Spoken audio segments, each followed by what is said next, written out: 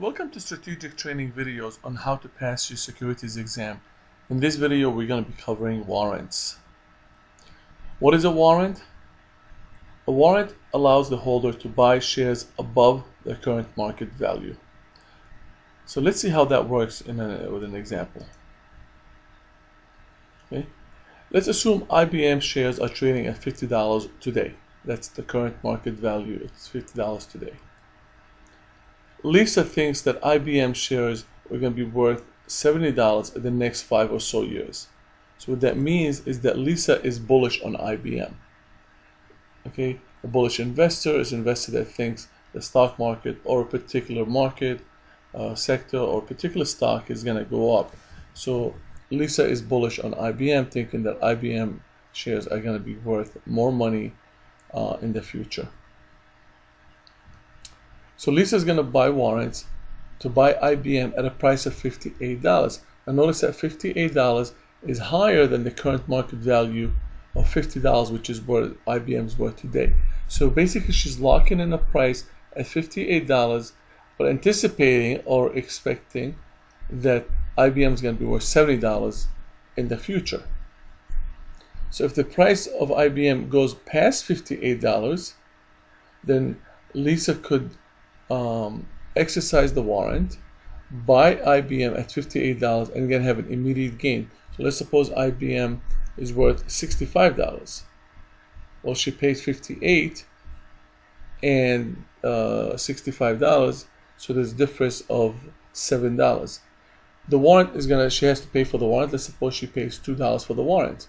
So in reality, the share actually cost her $60. $58 what she paid for the stock, $2 for the warrant. So now her price is $60. But if the price goes to $65, there's a $5 immediate gain as soon as she buys IBM. Now, if the price drops, or if the price doesn't get up to $58, let's suppose the price only goes up to $55. Well, Lisa's not going to exercise the warrant at $58 if the price is worth $55, and she can get it for $55. So that what happens is that Lisa had bet wrong on the stock, and she's going to let the warrant expire worthless.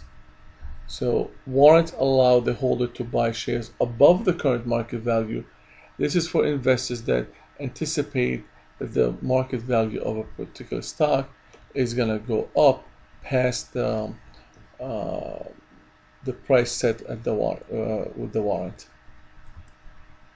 So what rights do you have associated when you have warrants? The owner of the warrant can exercise the warrant, means buy the underlying stock at the set price.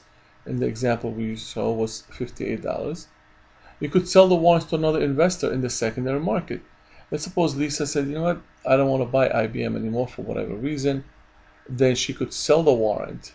So suppose she paid $2 for it, maybe she could sell it for $1. So instead of letting it expire, she could sell it. So now the new owner of the warrant could exercise the warrant at $58. Or the holder of the warrant could let them expire and they become worthless. So there's only so many years you have to exercise these warrants. Okay, after a certain amount of time, the warrants expire and they expire worthless. Some of the characteristics of warrants. Warrants are long-term.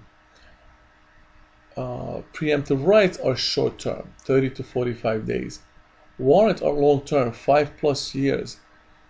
The reason they're long-term is, anyone could predict what's going to happen the next 30 days, for example. But now this is an investor is going to predict what's going to happen in the next 5 years. It makes it a little bit more difficult. So this is something that an investor that wants to buy a warrant is going to be in it for the long run.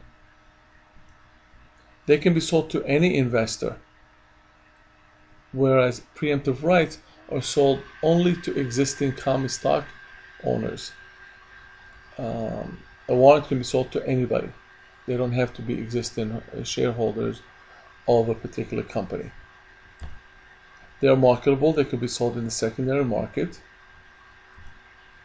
and they're usually used as a sweetener to a bond to make the bond issue more attractive to investors. So the company wants to issue bonds, they're trying to get people to buy. They'll add a warrant to that bond, and say, okay, if you buy the bond at $1,000, you could buy a warrant for whatever price it is, say $3, and then they could buy the stock of that particular company at a particular price. So they use it as a sweetener to a bond issue.